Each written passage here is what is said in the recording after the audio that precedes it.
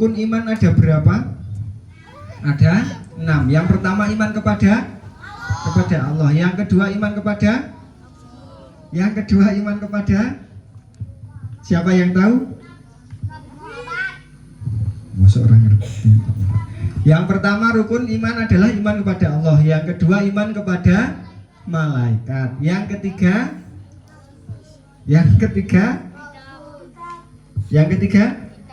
kitab. Yang keempat rasul. Yang kelima hari kiamat. Yang terakhir qadha dan qadar. Tadi Mbak Ambar sudah menjelaskan tentang iman kepada kitab-kitab Allah. Itu merupakan rukun iman yang ketiga.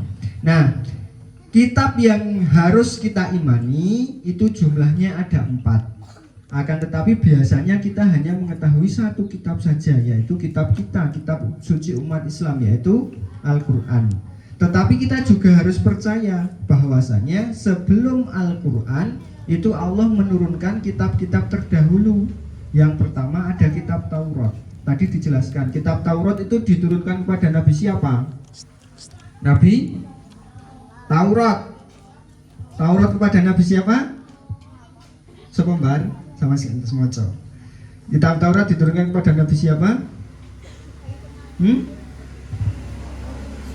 Musa, kepada Nabi Musa, tepatnya di Gunung Tur Sinai atau Gunung Sinai. Itu biasanya orang-orang mengatakan Gunung Sinai, itu Gunung Tur Sinai.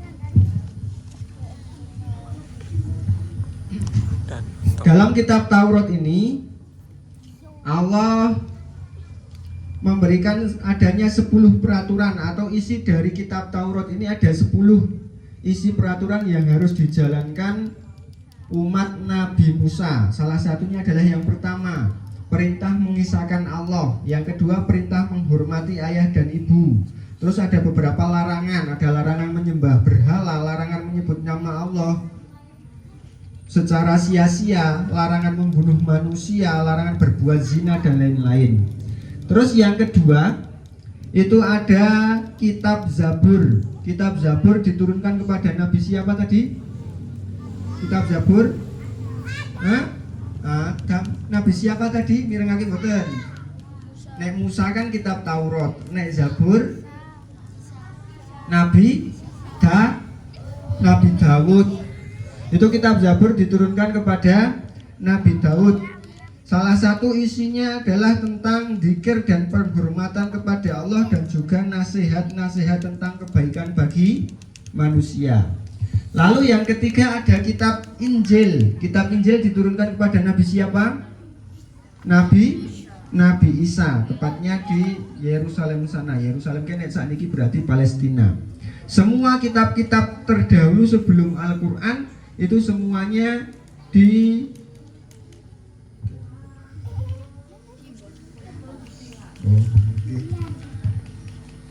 untuk kitab-kitab sebelum Al-Quran itu diturunkan kepada nabi-nabi untuk perintahnya untuk mengajarkan kepada kaum Bani Israel, di mana kaum Bani Israel ini adalah kaum-kaum yang sangat-sangat sulit. Kenapa dikatakan sulit?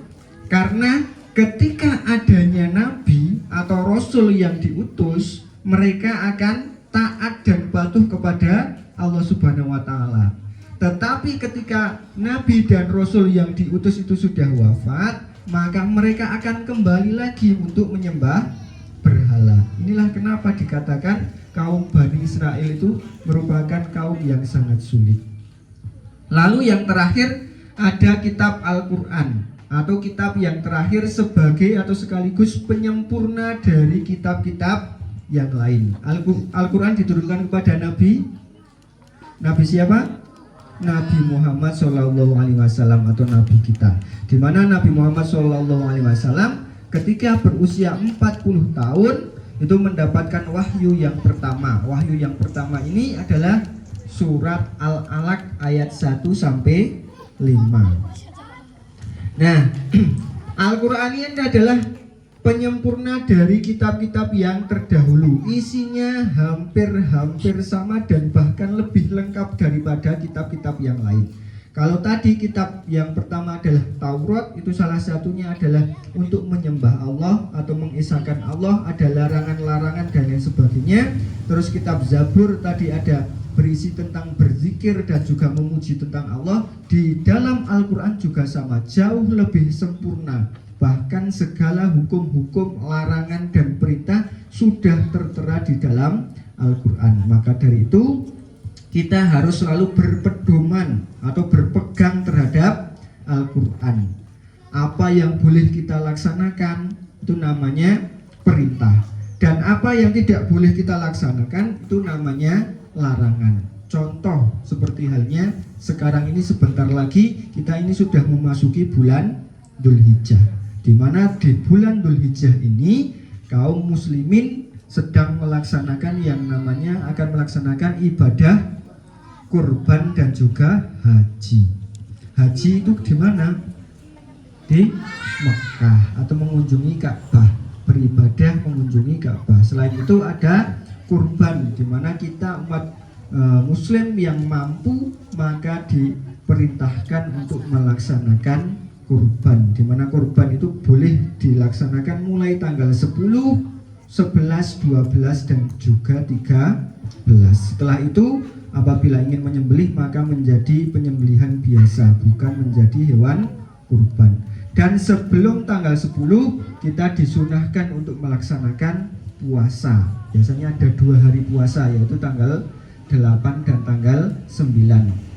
Ada puasa Arafah dan ada puasa Tarwiyah. Tarwiyahnya tanggal 8, tanggal 9-nya adalah puasa Arafah. Mudah-mudahan kita semua dapat melaksanakan tidak hanya wajibnya tetapi juga sunnah-sunnahnya. Atau bahkan mungkin ada yang mulai mengerjakan puasanya itu mulai dari tanggal 1 Dzulhijjah sampai dengan tanggal 9. Nah, itu saja yang dapat Pak Ali sampaikan. Pesan yang terakhir, mari kita teladani, pedomani kitab-kitab Allah ini dalam kehidupan sehari-hari kita. Salah satunya kita harus mempelajari Al-Quran dan juga kitab-kitab yang lain, ya. Nah, karena kita umat Islam jangan lupa selalu mengaji, ya. Nek dereng Al-Quran ya dimulai dari Iqra terlebih dahulu. Nggak apa-apa, nggak usah malu. Misalnya sudah kelas 4 baru Iqra kelas 2, baru Iqra jilid 2, Iqra jilid 3, itu nggak apa-apa. Itu namanya proses sebelum kalian bisa membaca lancar Al-Quran. Jangan lupa, jangan pernah bosan dan juga malas untuk mengaji. Nah, itu saja yang dapat Pak Ali sampaikan. Kurang dan lebihnya Pak Ali mohon maaf. Pak Ali akhiri, billahi taufiq wal hidayah. Assalamualaikum warahmatullahi wabarakatuh.